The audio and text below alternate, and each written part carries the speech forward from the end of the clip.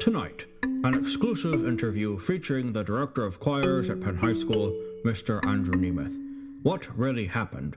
Ross Bell, senior at Penn High School, sits down to talk with the man about what happened a couple weeks ago when he saw those words, "The host has ended the meeting." Listen to our exclusive and judge for yourselves. You're watching 30 Minutes. Hello everybody, I am Mr. Nemeth and I am sitting here virtually with Ross Bell. 2 weeks ago there was an incident in one of our Zoom classes in which Ross attempted to ask a question and I neglected him time and time again until finally he gave up and he was just left with the words, "The host has ended the meeting." So I have agreed to sit down with Ross for 30 minutes for a tell-all interview. Ross, if you'd like to introduce yourself before we get going, be happy to introduce yourself to the world. I'm Ross Bell. I'm really happy to be here. Thank you for taking time out of your busy schedule to talk to me. I want to say there's no hard feelings.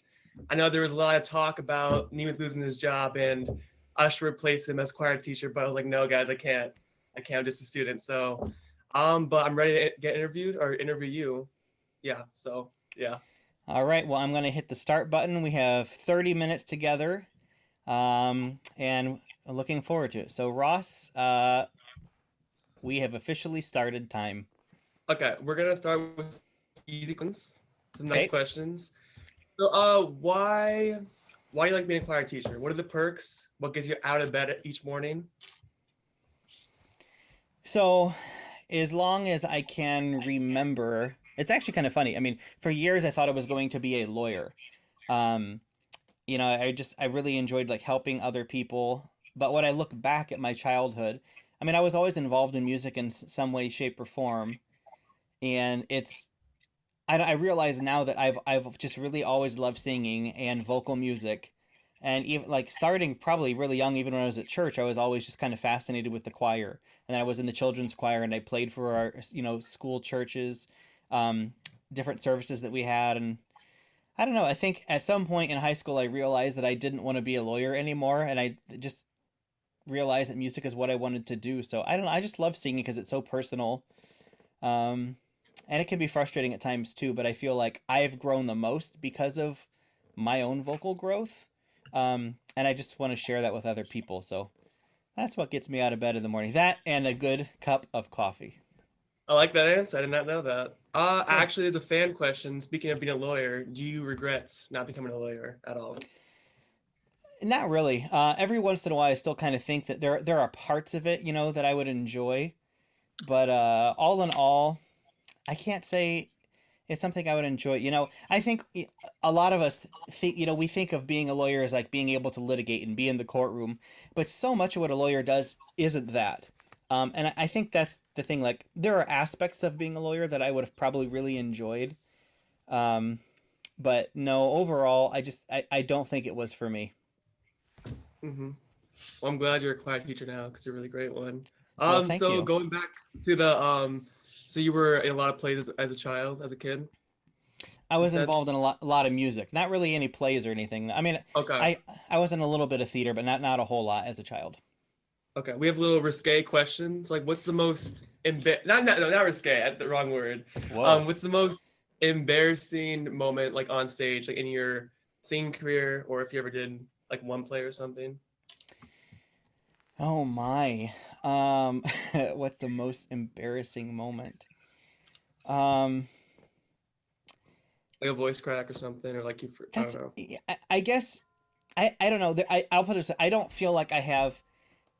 I'm not one that like I don't know. I don't care that much. So like I can't think of one pinnacle moment of like this is the most embarrassing ever. But I do remember like in college once, like shortly after I had switched from piano to voice, which you may or may not have known about at one point.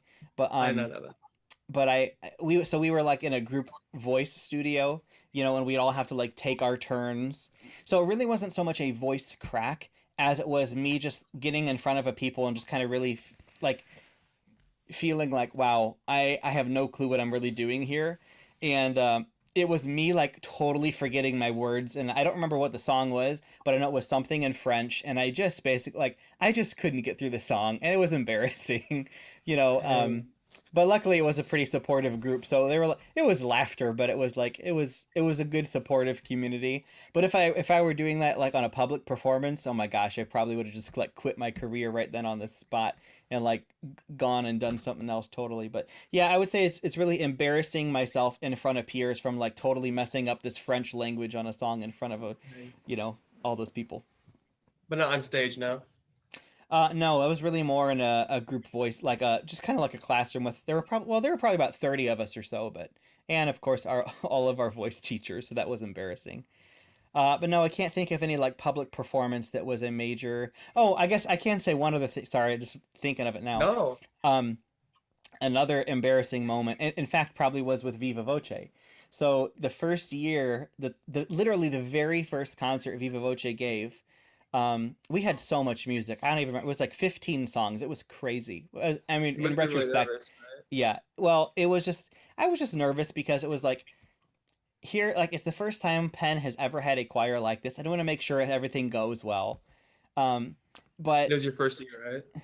it wasn't my first year, but it was the first year Oh, that I think it was my fifth year, I think, at Penn. okay. That's But it was better the then. very first concert the Viva Voce as a choir ever put on, and we were doing what was the name of the song? Um, Cantate Domino. I don't know, whatever. But anyway, Viva gets out there, and you know, I walk out, people applaud, you know, Of and course. I'm just trying to think about make sure I get everything ready to go. Our accompanist gives the pitch, you know, bing, and I'm getting ready, and I give the cue, and then I realized that I never told anybody to pick up their folders. And Dang. then the choir looked at me like, what are you doing? What are you doing? We don't have this memorized. Pick up the folders, Nemeth, pick it up. And then I just had to turn around to the audience. It's like, let's try that one more time. So it just took like a quick little 5 second, and then we were fine from there. Yeah, you recovered it definitely. You fumbled, but you still got up, you still got it That's right. back. We did. Speaking of, oh wait, go ahead. No, that's it. Okay. Speaking of choir music, there's Sure. been rumblings that the music last year was a lot better than this year. What are your thoughts on that? Well, That might have been top secret. I might have not been able to say that too, but you know, I guess here's what I would say. I love the music anyways, by the way. So keep in mind last year, like I think it's really hard. First of all, it's so hard to compare this year to last year. So I will say the music is probably easier this year than last year, but I don't think what makes a piece of music great is how many times, you know, how many divisions there are. Like complexity does not necessarily mean something is going to be better. And I think when people say that to, I mean, I could be wrong, but I think what they're doing is comparing the spring set to this set that we have in December, and like nobody has a clue even what we're doing in the spring. And the reason they don't have a clue what we're doing in the spring is because I don't have a clue what we're doing in the spring yet. Um, so yeah, I don't know. I mean, and quite frankly, like I said, you know, sometime I don't know. Everybody has a different opinion. I think that's kind of the great thing. So sometimes, you know, maybe it's not one person's favorite, but it might be somebody else's favorite piece of music. Mhm. So if there's one thing I have learned, and this is my 11th year teaching now, I got to tell you, there's no such thing as a piece of music that everybody likes. Yeah, Um, so I've just kind of learned to accept that some people are going to like it, some aren't. But you know, I'm always open to suggestions too. So, you know, I don't have that many people that tell me, "Hey, Mr. Nemeth, have you ever heard of this piece? We should look at this one." And I love when people do that because very often, you know, I will look at it, and if it's something that I think is going to work for us, I'll program it. But you know, I'm not a mind reader. I know that's hard to believe. Um, so yeah, if people have suggestions on what they would like to see differently, I'm approachable. I mean, I might ignore you in a Zoom call, but you know, but you can email me, you could reach me some way, and I'd love to, you know, hear your suggestions on what we can do to find repertoire that everybody likes. very well put. There's I know a lot of choir teachers like don't take suggestions that are like, no, we're doing this. So it's cool that you take It's very suggestions. true. You're like open. Absolutely. In fact, Um, in I fact, got I guess I would just say I think some of my favorite pieces that we have done have really come from students. They have looked at it and just said, "Hey, wow, this is a cool piece. You should really look this one up." So, I don't know. I mean, you just got. I don't know. Like I said, I love learning from people. So if you've got suggestions, send them to me. Okay, rolling on to a different topic. Not Okay. really talk about question. So, what sorceress, what devil, what witch did you sell your soul to buy your Tesla? I gotta know. I gotta know. I guess I'm not sure what you mean by the question. Like, how'd you buy your Tesla? Because I like mean, everyone is like asking. Like when I came in, people talk about your Tesla. And what was the name of the Tesla again? Electra. Electra. And they're like everyone Electra. just want. Like, everyone was so curious. It's like, I guess it's been like a mystery for like a long time. It's like, how'd you buy it? Like, would you? I don't know how to put it, but if You you mean know how how am to I answer, able to afford one? Is that what you mean by that? that sounds bad. But that's what you mean, isn't it? Kind of. Like, was it like a friend, or like did you just like go out and buy it? Like, was it a cool story about how it happened? That's So what I mean. so here's I guess what I would say. You may or may not know that like I like technology stuff. I always have. Um and I also am a fan of, like I love the idea of just of green energy, non-renewable stuff. I just think it's kind of nice to have stuff or to use renewable energy. So I don't know. So naturally, it's like I just kind of feel like the future has always been an electric car. So I mean, it clearly like I think the biggest problem is most people hear the word Tesla and they think, "Oh my gosh, it's this like so crazy expensive." And I mean, and yes, they do have cars that are really, really expensive. And to this day, they still don't make what I would call a cheap car, but they make things that are far more affordable now. Like for example, how much do you think my car cost? No clue. I'm not even gonna guess. I mean, no, Actually, I'll guess. take a guess. Um, 40 grand to 50. So, you're not too far off, but a lot of people think that like Teslas are $100,000. Yeah. And yes, you could spend $100,000 on a car. I could not spend $100,000 on a car. I couldn't spend 50 on a car. Okay. Um, the average car sold today costs about 36 to $37,000, which is exactly what my Tesla cost. Um, so it's really on par. Like I think it's a lot more attainable than people think it is.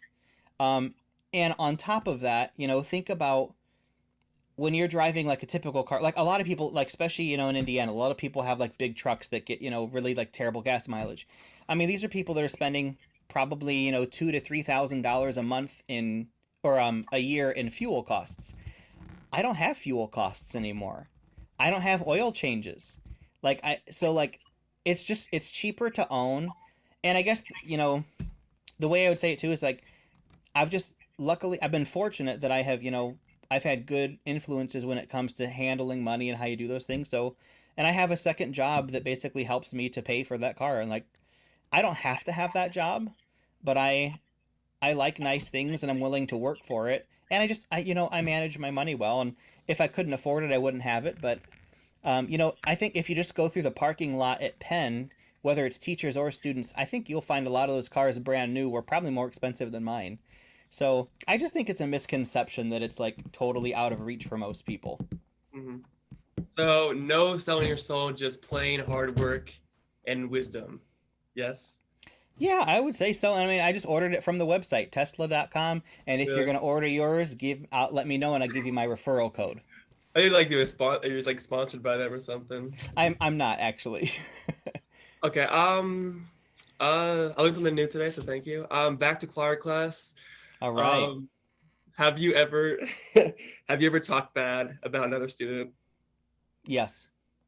I'm not gonna ask who because oh man, they kind of Well, okay. So I mean, like, I mean, let's be honest here. I mean, yes. if I were to say no, I mean, would you really believe that? Like nobody, like that'd be like me saying, Ross, have you ever talked bad about any of your friends? And you Never. could you could tell me never, but guess what? I ain't buying it. Okay. So, but what I would say is like it has never been from a point of like, oh my gosh, this kid is so stupid. Like, why don't they just give up right now? No, like it gets frustrating. I think when you have people that really like you try to help them, but they don't seem to want to help themselves, and so and I think almost every teacher would say that they have shared that frustration. And quite frankly, I would even say that's true in the medical field too. Whether it's nurses or doctors that try to give their patients advice on what to do, and then those people don't follow it. So yeah, it gets frustrating. And yet, unfortunately, sometimes common names do come up. It's like, oh well, Ross is always asking questions at the end of a Zoom class. No, I'm just kidding. Uh, Which I appreciate, by the way, because some people don't ask questions and then they get upset that like we never like address them or talk to them. But you've got to be able to talk to people, and I appreciate your willingness mhm. to be able to do that, and that's great. Yeah, it turned into. I wasn't even that upset about it, but then like it turned into. I wasn't upset about it at all. It turned into like a great, like, Yeah, I feel like we have grown closer because of this process, oh yeah. and Like, so it's been good. okay, let me. I don't know if I can ask this question. Okay, Oh my gosh, here we not go. that bad. I really don't have that many bad ones. They're probably upset at That me. 'Cause many. it's only because I'm like new, so I don't want to be like. I don't really know you that well, so okay. I'm This one. happy to answer. And if it's too personal, I'll just tell you it's too personal.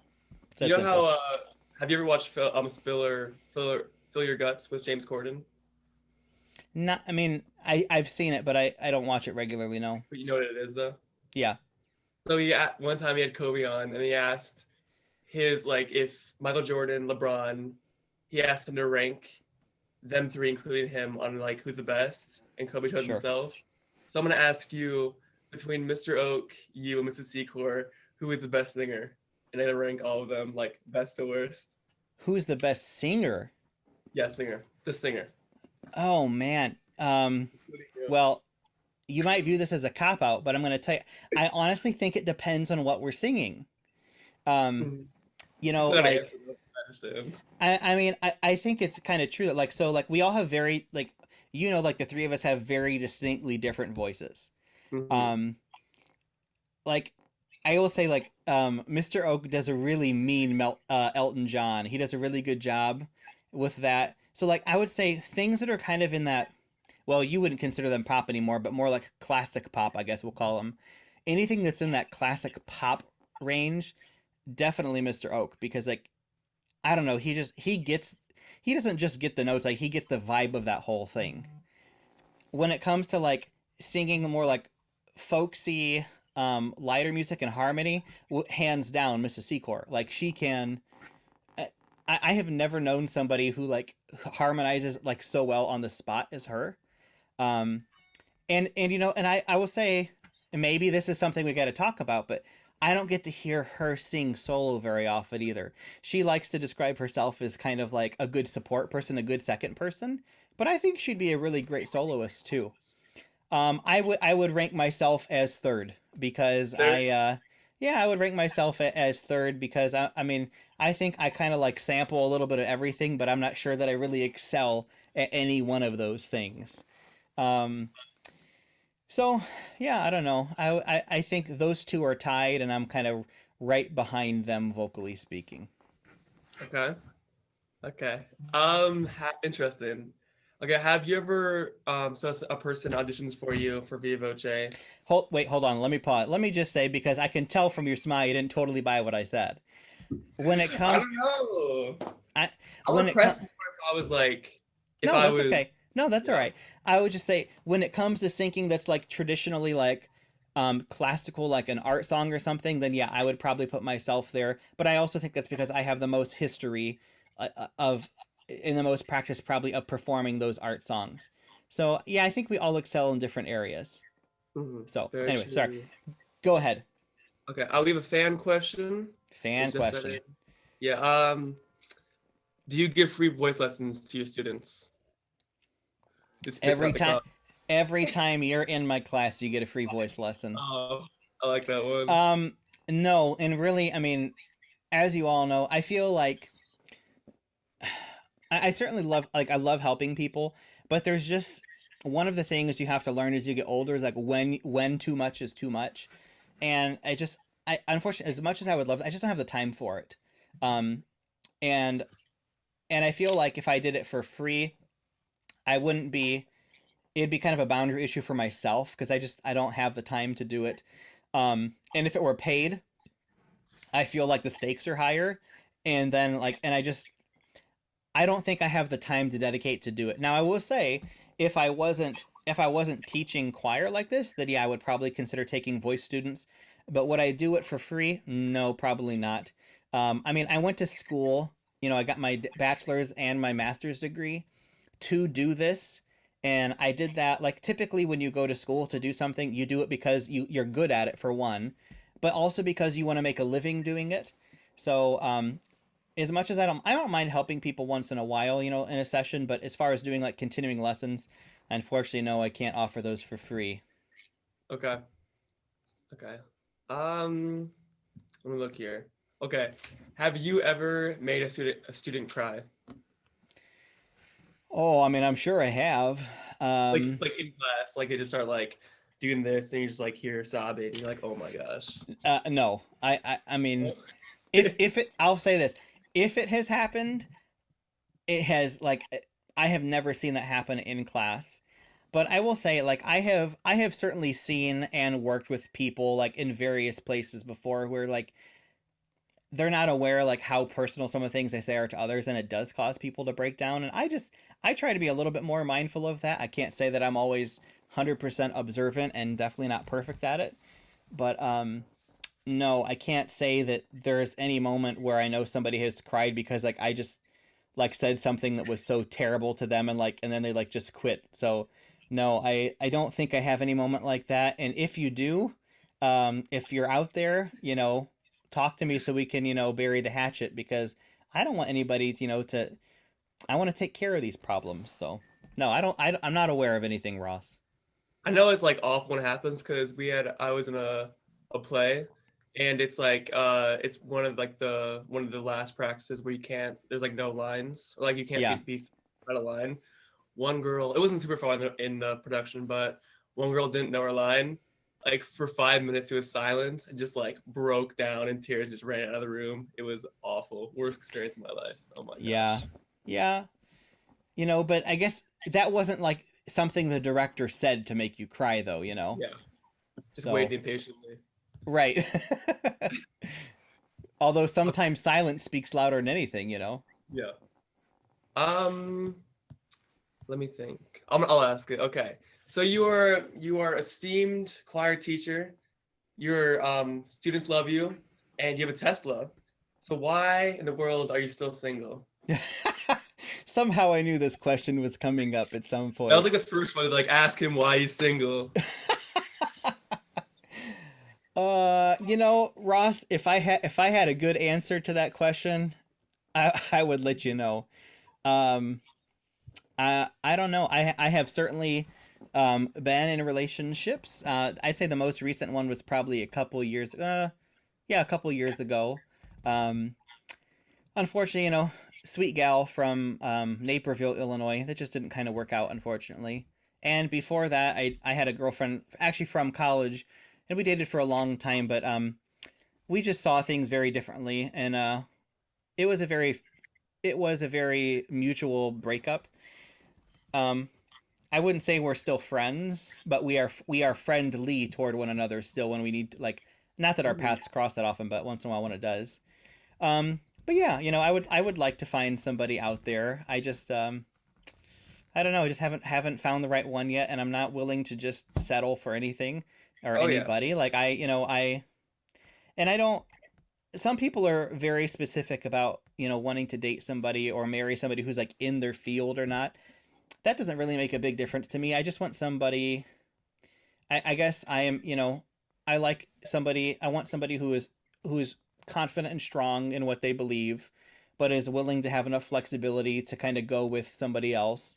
Somebody who wants to be in a relationship but doesn't need that other person, if that makes any sense. Oh yeah. Yeah, yeah. I'm like, I've seen enough needy relationships in my life to know that that's not what I want at all. So I don't know. I'm kind of under the impression that if it's meant to happen at some point, it will, and if it doesn't happen, well, then it doesn't happen. So I don't know. But I respect that. that's I that's all respect. I got for you, Ross. I'm not sure. We need to have a cup of coffee about this sometime because I feel like we have a lot in common. Well, that can be a part two. How's that? Yeah, yeah, yeah. Okay. Um, okay, so we're gonna do a quick fire in like 3 minutes left, and I'm gonna have like one more big question. So Good, probably because have, like, we two got more about 6 minutes left, according to what I Okay, see. I'll probably do two more questions, quick fire, and then one Sure. big question. Is that cool with you? Sure. These are quick fire right now? No. Like at like, Oh, I'll okay. ask two more questions, quick fire, then one big question at the end. Gotcha. Oh, I gotta look at the fan question. They gotta make this one good. Um. Okay, so you said you were in college, right? Mm-hmm. What college did you go to? This isn't the question, but Yeah, no, I went to Butler University in Indianapolis. okay. What is like the stupidest thing, like craziest thing you ever did in college? I want the whole truth, nothing but the truth. Oh man. Some of those I'm gonna have to wait until people graduate to say. It's nothing terrible, but nothing horrible. Gosh, the worst thing in college. So many to choose from. Um,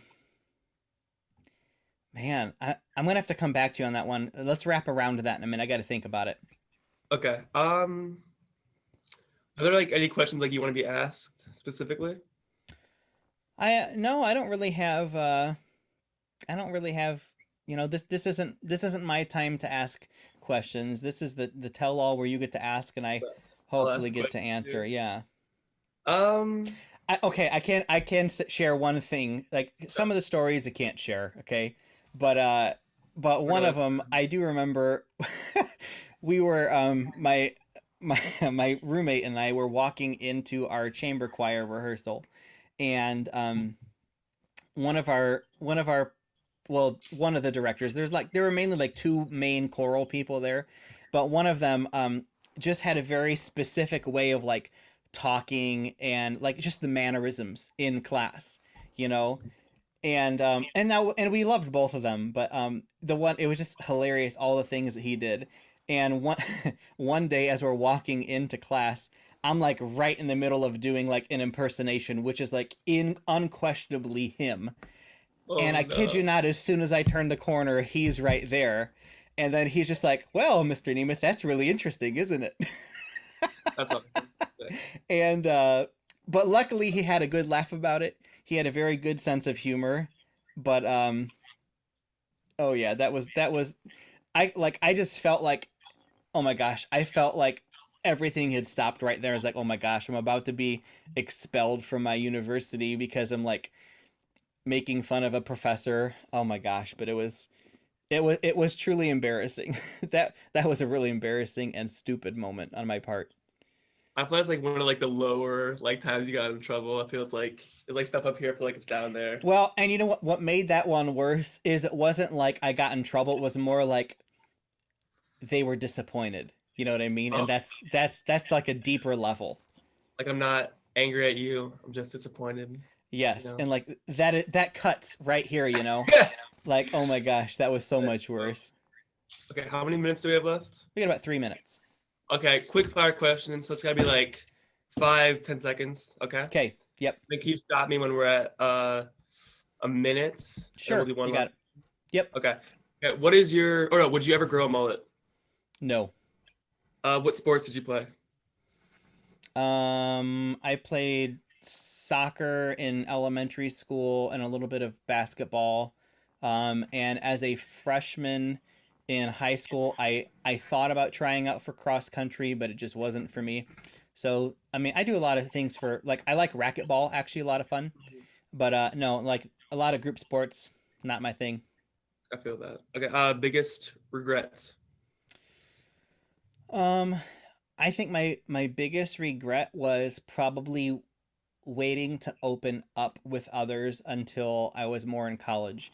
I felt like, in many ways I was a late bloomer that way, and I felt like I really became myself more in college than in high school. I cared too much what other people thought about me. Yeah. And in college, luckily I met enough people to realize that kind of helped that. High school's hard. Favorite artist right now. Um, oh wow, that's hard. I think right now my favorite artist is a group called the Decemberists. Okay. I've not heard of them. Favorite movie quote. I think I don't remember the exact one off the top of my head, but it's from The Lord of the Rings, and I thought of of the Lord of the Rings. Yeah, and it's just when Frodo and Sam are talking and says something like, I wish this need not have happened during my time. And and then Sam basically says, which and Sam was really like the hero in that whole thing, but basically just No. well, I mean, in many ways, but well, different discussion. But he basically is the one saying, yeah, it's unfortunate, but if not then, if not now, when is that going to happen? And at some point, somebody's got to go through it. So Yeah. I don't know. There's so many good quotes from Lord of the Rings. Yeah.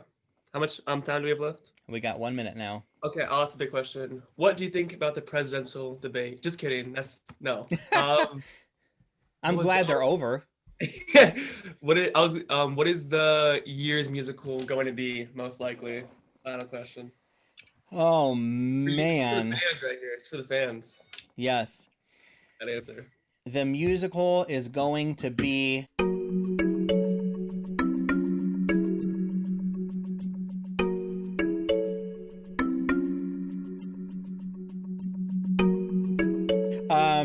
nothing has been decided yet, and quite frankly, it's not up to me. It's really up to Miss Ryan and Mrs. Black. I'm just the vocal director, so I just kind of do whatever they say and I give my suggestions, but nothing has been determined. Okay. I'll let you have one more question if you've got one. One more question. What about you? What are you wanting to know, Ross? I feel like I'm just here. Like I don't really like. I don't like. It was bestowed upon me. It's like honor, but like I never asked for it. But like it's like that quote. I never asked for it. See? What do I want to know? Ooh, I got a good one. It's brewing up.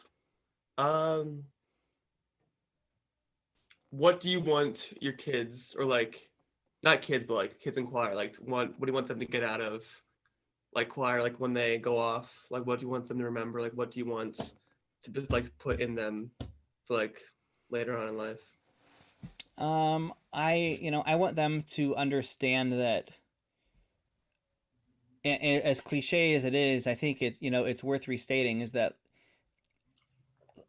it is always worth working together and working through problems with other people rather than by yourself. And I feel like that's like you can't choir by yourself, and I think that's part of why it's so frustrating during the times we're in right now. I want them to understand that every single voice matters, and to me that's the beautiful thing. Like no matter how big your choir is, if one person is gone, it changes the choir. I mean, what it's like. If one person's gone, it can change the whole vibe of a room.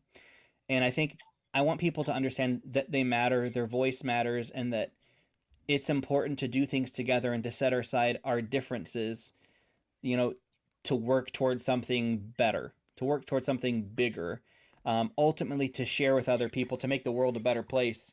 So, I mean, I know that may sound cliche, but I really do think that music can change people. And if music can change people, people can change the world. So that's kind of what I'm hoping they take from it. That's not cliche. I like that. Ross, Okay. let me just say for the record, I sincerely apologize for my technical issue. Whether Okay. people believe it was a technical issue or not, I promise it was. But I hope that people understand, will be forgiving, in my willingness to have this tell all with you. Oh And yeah. I appreciate your graciousness as part in this interview as well. Thank you. Your words are very wise. I learned a lot actually. And I realized we have a lot in common. I realized what kind of person you are and how good of a person you are. So, yeah. I would say, let's have a great rest of the first semester and cheers to the second semester. Cheers. Okay. All right. Any closing remarks? I just want to thank everybody. Thank Ross for the wonderful interview, for the questions, everybody that contributed. Thanks for all your unwavering support, even through this crazy time this year, and for your willingness to be so flexible and gracious during this bizarre year. So I look forward to our concerts together and to the rest of the year. Now we're going to end the meeting on them this time. The host ended the meeting on them. Okay. I think that's it. I don't have Alrighty. All right. Thank you, Ross. Yeah, no problem. It was fun. I'm going to make sure you log out before I end the meeting. I was thinking of doing like a thing where like, oh, I can't hear you. and then end it, but like I just can't, like, because I know it'll go down like a spiral. It's That's just, right. That's right. Yeah. All right. All right. See ya. All right. See you Have a good tomorrow. one. Take care. The host has ended the meeting.